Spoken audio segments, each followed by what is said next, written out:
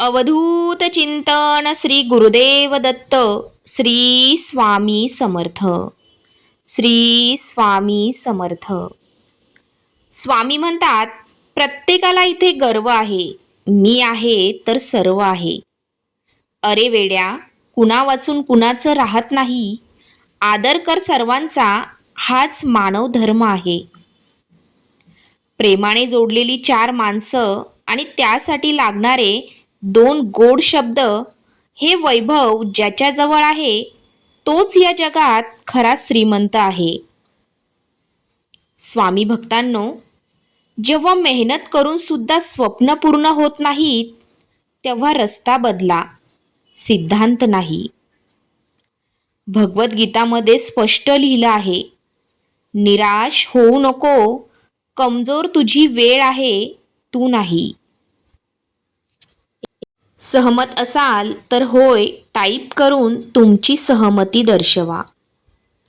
मनुष्याने परिणामाची चिंता न करता, लोभ न ठेवता आणि निस्वार्थी आणि निपक्षपाती राहून आपले कर्तव्य पार पाडले पाहिजे.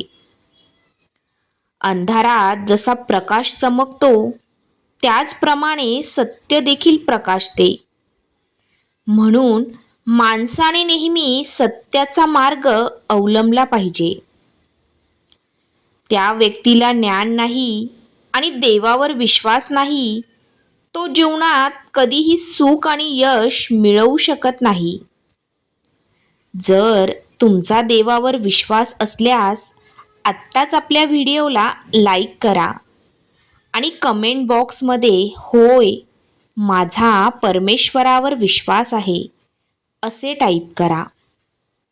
तुमच्यासाठी बंद नशिबाचे द्वार उघडले जातील.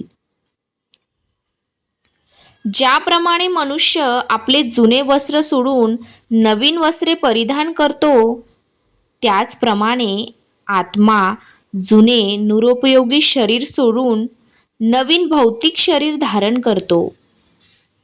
कोण, काय, कसे आणि का करत आहे, या सगळ्यांपासून तुम्ही जितके दूर राहाल तितकेच आनंदी राहाल.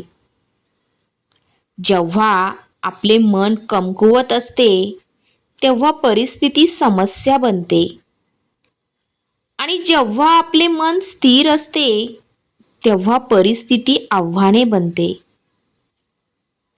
ज्याच्यावर तुमचा अधिकार आहे त्यांच्याच मोहात पडा. ज्यांच्यावर तुमचा अधिकार नाही त्यांच्याशी तुम्ही मोहित होऊ नका.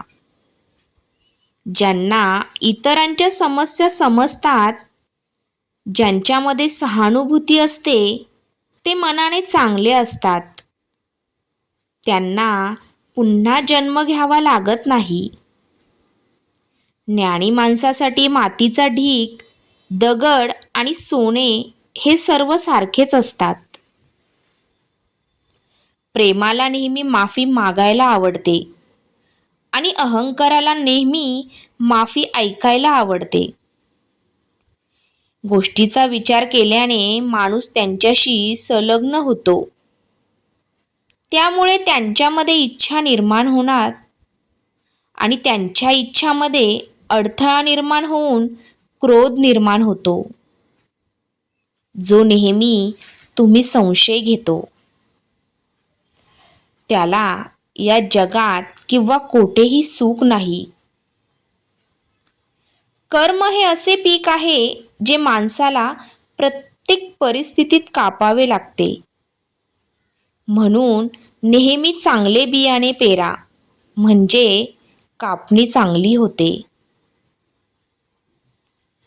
जे घडणार आहे ते नेहमीच घडणार आहे आणि जे घडणार नाही ते कधीच घडणार नाही. असा निश्चय ज्याच्या मनात असतो त्यांना कधीही काळजीची त्रास होत नाही. चांगली कामे करूनही लोक फक्त तुमची वाईट कामे लक्षात ठेवतील. त्यामुळे लोकांच्या म्हणण्याकडे लक्ष देऊ नका. तुमचे कर्म करत राहा. जितके शक्य असेल तितकेच गप्प राहणे चांगले. कारण जीभ माणसाला सर्वात मोठा गुन्हा करायला लावते. भगवान श्रीकृष्ण गीतेत म्हणतात, हे अर्जुन, माझ्या परमभक्ताच्या कल्याणाची जबाबदारी मी वैयक्तिकरित्या घेतो. जे नेहमी माझे स्मरण करतात किंवा एक चित्ताने माझी पूजा करतात. हे पार्थ, ज्यांच्या भक्तीवर विश्वास नाही ते मला प्राप्त करू शकत नाही. म्हणून ते या भौतिक जगात जन्म मरणाच्या मार्गावर परत येत असतात. जो तुमच्या शब्दाला महत्त्व देत नाही त्याला मौन हे उत्तर उत्तम आहे. काळासोबत बदला किंवा काळासोबत बदलायला शिका. आपल्या मजबुरींना शिव्या देऊ नका. प्रत्येक परिस्थितीत चालायला शिका. पण काम बिघडेल इतकी चिंता नसावी. चांगल्या हेतूने केलेले काम कधीही व्यर्थ जात नाही आणि त्याचे परिणाम तुम्हाला नक्कीच मिळतील. श्रीकृष्ण म्हणतात, हे अर्जुन, मी कोणाचे प्रारब्ध बनवत नाही. प्रत्येक जण स्वतःचे भाग्य घडवतो. आज तुम्ही जे काही कर्म करत आहात त्याचे फळ तुम्हाला उद्या मिळेल. आणि आज तुमच्याकडे जे आहे ते तुम्ही पूर्वी केलेल्या कर्माचे फळ आहे. तो माणूस वाईट नसून त्याची कृती चांगली किंवा वाईट असते आणि माणसाच्या कृतीनुसार त्याला समान फळ मिळते. तुम्हाला फक्त तुमची कृती करण्याचा अधिकार आहे, पण तुम्ही तुमच्या कृतीचे फळ मिळण्यास पात्र नाही. तुम्ही तुमच्या कर्माच्या फळाचे कारण स्वतःला समजू नका किंवा कोणतेही कर्म न करण्याबद्दल कधीही आसक्त होऊ नका. योग्य कृती म्हणजे ज्याचे परिणाम नेहमी बरोबर असतात असे नाही, तर योग्य कृती म्हणजे ज्याचा हेतू कधीही चुकीचा नसतो. जगातील कोणतीही व्यक्ती सर्व गुणांनी परिपूर्ण नसते. त्यामुळे काही कमतरांकडे दुर्लक्ष करून नातेसंबंध टिकवा. दुसऱ्यांच्या आयुष्याची नक्कल करून परिपूर्णतेपणे जगण्यापेक्षा अपूर्ण जगणे, स्वतःला ओळखून जगणे कधीही चांगले. जेव्हा भविष्य अंधक होऊ लागते तेव्हा तुम्हाला तुमच्या वर्तनावर लक्ष केंद्रित करायला हवे. प्रयत्न करा, उपाय निघेल. आज नाही तर उद्या अर्जुनाच्या बाणाप्रमाणे वाळवंटातूनही पाणी निघेल. आयुष्यातील सर्वात मोठी चूक ती असते ज्यातून आपण काहीच शिकू शकत नाही. माणसाची माणुसकी त्या क्षणी नष्ट होते ज्या क्षणी तो दुसऱ्याच्या दुःखावर हसायला लागतो. शरीरात राहणारा कधीही मारला जाऊ शकत नाही. त्यामुळे तुम्हाला कोणत्याही जीवासाठी शोक करण्याची गरज नाही.